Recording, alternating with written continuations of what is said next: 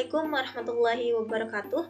Perkenalkan, nama saya Siti Nur Azizah dengan NIM 2130511021. Saya mahasiswa dari semester 5 kelas A, program studi Teknik Informatika Universitas Muhammadiyah Sukabumi.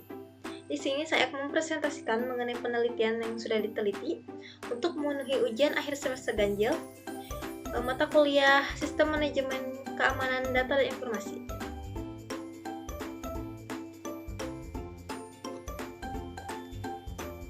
Penelitian ini berjudul Perencanaan Sistem Manajemen Keamanan Data dan Informasi pada Learning Management System atau LMS di Universitas Muhammadiyah Sukabumi dengan menggunakan ISO 27001. Untuk kontennya sendiri di sini ada 5 bab. Bab yang pertama pendahuluan, bab yang kedua studi pustaka, bab ketiga metode penelitian, bab keempat hasil dan pembahasan, dan bab terakhir penutup. Dan terdapat juga daftar pustakanya. Yang pertama adalah latar belakang. Pendidikan dan teknologi informasi memiliki hubungan erat, dan dalam perkembangan zaman, peran teknologi informasi menjadi sangat signifikan dalam berbagai aspek pendidikan.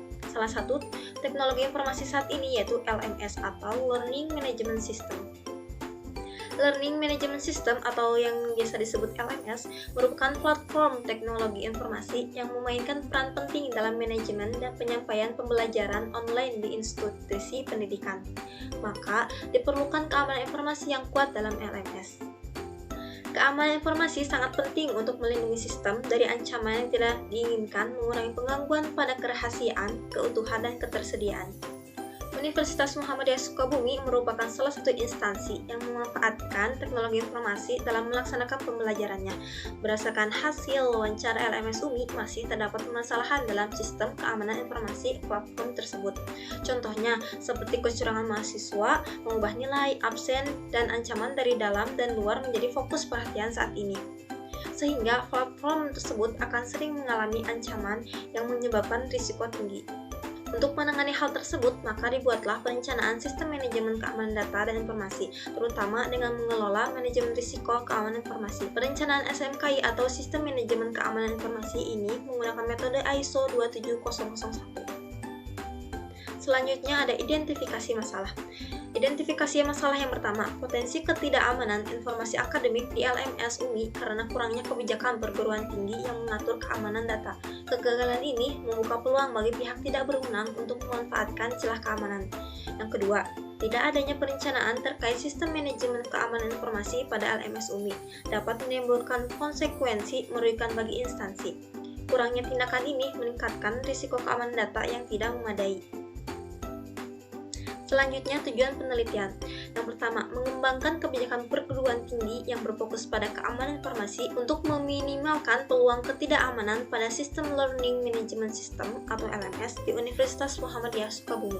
Yang kedua, membuat perencanaan sistem manajemen pada LMS UMI dengan fokus mengurangi peluang risiko kebocoran data dan informasi serta mencegah kejahatan oleh pihak yang tidak berwenang menggunakan metode ISO 27001. Selanjutnya ada studi pustaka. Yang pertama, perencanaan SMKI.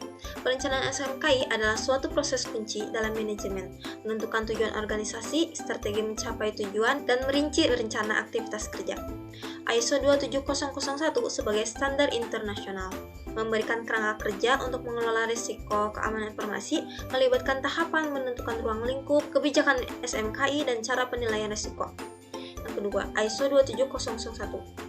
ISO 27001 dikeluarkan oleh International Organization for Standardization, adalah standar global yang membantu instansi melindungi aset dengan mengelola sistem manajemen keamanan informasi atau SMKI. ISO 27001 menetapkan langkah-langkah plan, do, check, dan act, serta memfokuskan pada keamanan aset dengan menjaga kerahasiaan, integritas, dan ketersediaan informasi. Yang terakhir, identifikasi risiko.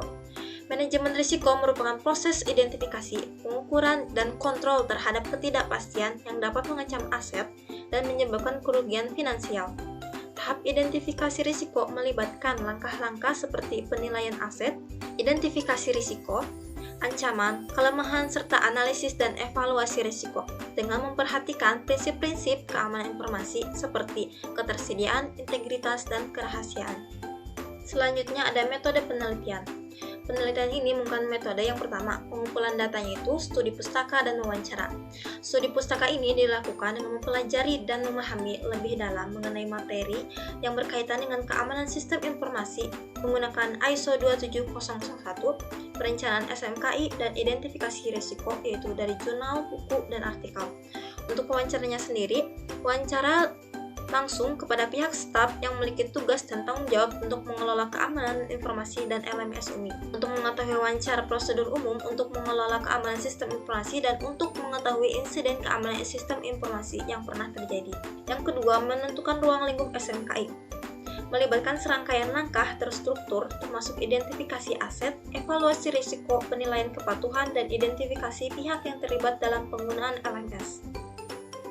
Yang ketiga, menganalisis kebijakan SMKI tentang Learning Management System. Dilakukan proses pengamatan lapangan aplikasi LMS terlebih dahulu, apakah mempunyai kebijakan terhadap LMS atau tidak. Hal ini dapat memberikan wawasan langsung tentang sejauh mana kebijakan diterapkan dalam situasi nyata. Selanjutnya, untuk memastikan kebijakan dilakukan wawancara untuk kepala bidang staf IT LMS. Ini mencakup kebijakan keamanan informasi, pedoman penggunaan LMS, dan dokumentasi terkait keamanan. Yang keempat, menentukan cara menilai risiko. Dalam menilai risiko, diperlukan identifikasi risiko, analisis risiko, dan evaluasi risiko. Semua itu didapatkan dari hasil wawancara. Memastikan bahwa semua potensi ancaman dan kelemahan telah diidentifikasi dengan baik, yang melibatkan pemeriksaan dokumen dan wawancara merupakan langkah awal dari identifikasi risiko. Yang terakhir yaitu identifikasi risiko. Mengidentifikasi risiko meliputi serangkaian langkah-langkah identifikasi aset, menghitung nilai aset, identifikasi nilai ancaman dan kelemahan, identifikasi dampak, nilai dampak, dan kategori dampak. Selanjutnya ada hasil dan pembahasan. Ruang lingkup SMKI pada Learning Management System atau LMS. Pemangku kepentingan LMS bertanggung jawab atas pengembangan, pengawasan, dan pemeliharaan sarana-prasarana teknologi informatika di Universitas Muhammadiyah Sukabumi. Adapun ruang lingkup SMKI pada LMS UMI diimplementasikan pada bagian aset informasi dan infrastruktur LMS yang digunakan untuk aktivitas akademik. Yang kedua, kebijakan SMKI pada Learning Management System. Sistem pembelajaran LMS UMI belum memiliki kebijakan terhadap pemakaian dan pengelolaan LMS. Oleh karena itu, sistem pembelajaran LMS UMI perlu adanya kebijakan. Setelah itu, LMS UMI harus mengikuti beberapa kebijakan, prosedur, dan instruksi untuk menjaga sistem informasi di aplikasi LMS. Hal ini dilakukan karena data di dalam aplikasi LMS sangat penting. Selanjutnya ada penilaian risiko pada Learning Management System atau LMS. Di sini ada 4. Yang pertama, identifikasi aset. Aset yang terbagi menjadi 4 kategori: sumber daya manusia atau disingkat menjadi SDM, hardware, software, dan data informasi. Yang kedua, identifikasi ancaman. Terdapat 21 jenis ancaman pada LMS UMI. Yang ketiga, identifikasi kelemahan. Identifikasi kelemahan dilakukan untuk mengetahui cara pengendalian dan perbaikan terbaik pada aset teknologi informasi LMS yang dikelola oleh Universitas Muhammadiyah Sukabumi. Terdapat 29 kelemahan pada LMS UMI. Dan yang terakhir, identifikasi dampak. Identifikasi dampak dilakukan untuk seberapa besar pengaruh ancaman terhadap aset teknologi informasi LMS yang dikelola oleh Universitas Muhammadiyah Sukabumi. Di sini merupakan hasil dari aset-aset tersebut. Nah, ini yang pertama ada pengelompokan aset. Sumber daya manusia pada LMS UMI terdapat 2, yaitu pengelola LMS UMI dan pengguna akhir LMS UMI. Yang kedua ada hardware. Hardware itu terdapat perangkat akses dari klien seperti handphone, laptop, PC, flat klien. Yang kedua ada perangkat jaringan seperti modem, web routing, fiber optik, dan lain-lain. Yang ketiga komputer server. Yang keempat media penyimpanan hard disk. Yang kelima genset. Dan yang keenam UPS. Untuk softwarenya sendiri terdapat sistem operasi, aplikasi LMS UMI, software untuk muat basis data atau MySQL, aplikasi untuk media penyimpanan, Cloud Host, dan Google Drive, web browser, aplikasi email UMI, dan panel server. Untuk data dan informasinya, terdapat data mahasiswa yang tersimpan di basis data mata kuliah yang tersimpan di komputer klien. Di sini juga terdapat kode-kode yang sudah dipasangkan. Kemudian ada kode ancaman. Ancaman di sini terdapat 21 jenis yang dapat terlihat seperti berikut. Selanjutnya, untuk ancaman dan kelemahan terdapat seperti ini.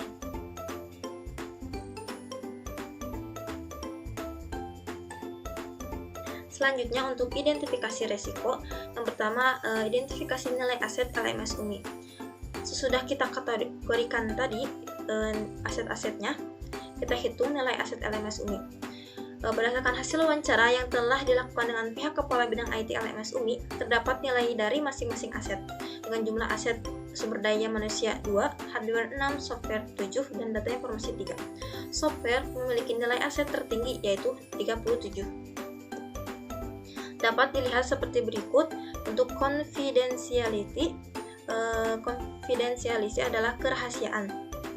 Dapat dilihat nilainya seperti berikut, atau di sini kerahasiaan SDM. Untuk integrity sendiri di sini adalah keutuhan. Dapat dilihat seperti berikut. Untuk hardware, software, data dan informasi. Untuk availability atau ketersediaan, SDM memiliki 6, hardware 14, software 16, dan data informasi 8. Untuk jumlah nilai total dari keseluruhan, dimasukkan rumus nilai confidentiality ditambah dengan nilai integrity ditambah dengan nilai availability. Nah, di sini terdapat nilai dari keseluruhan masing-masing aset. Selanjutnya, untuk identifikasi nilai ancaman dan kelemahan LMS UMI. Di sini terdapat hasilnya seperti berikut. Sebagian besar LMS UMI memiliki jenis ancaman dari dalam atau vulnerable. Kriteria probabilitas medium, jumlah probabilitas kurang dari 2, dan nilai ancaman yang tidak lebih dari 0,5. Aset hardware komputer server memiliki ancaman tertinggi, yaitu komputer server. Seperti berikut. Untuk kriteria probabilitas di sini terdapat high, yaitu dengan angka dari 0,7 sampai dengan 1. Yang kedua ada medium dari 0,4 sampai 0,6, dan yang terakhir low atau 0,1 sampai 0,3. Nah, di sini terdapat jumlah probabilitasnya, ditambahkan semuanya. Lalu untuk nilai ancaman di sini menggunakan rumus nilai seluruh probabilitas dibagi dengan seberapa banyaknya ancaman dari tiap aset. Selanjutnya, untuk identifikasi dampak, nilai dampak, dan kategori dampak.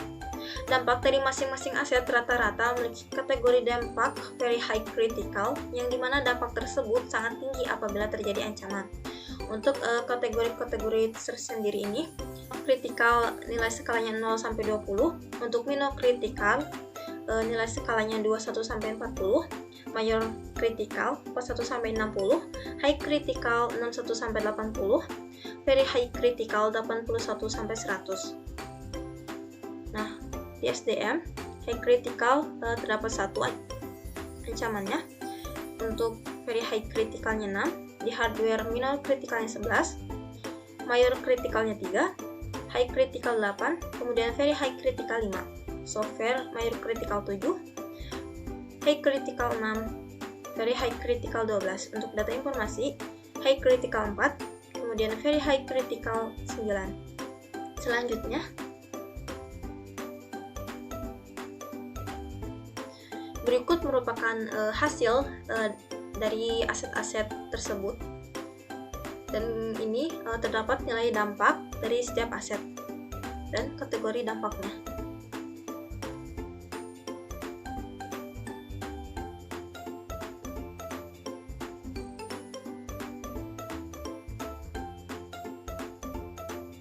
Yang terakhir, penutup.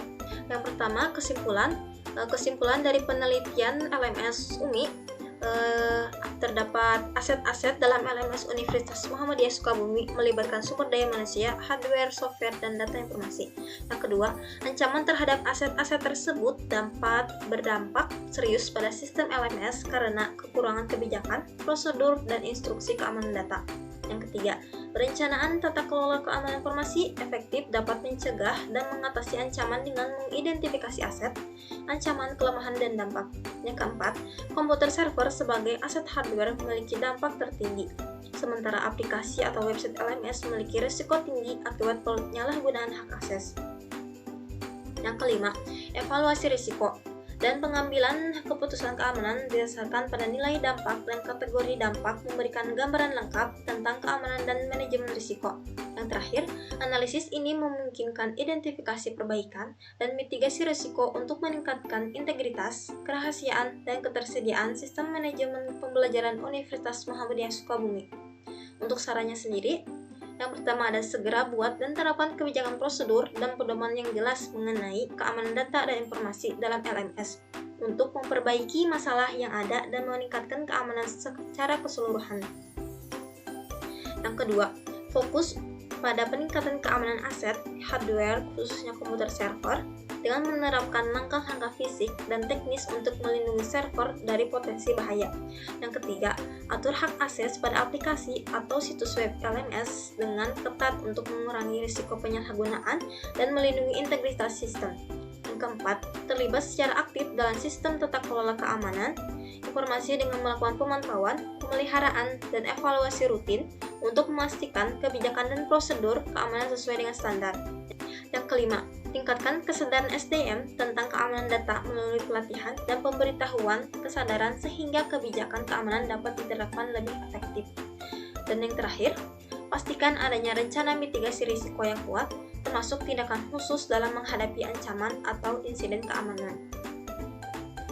Untuk daftar pustakanya sendiri, di sini saya beberapa jurnal dapat dilihat seperti berikut. Untuk dokumentasinya sendiri yang sudah dilakukan.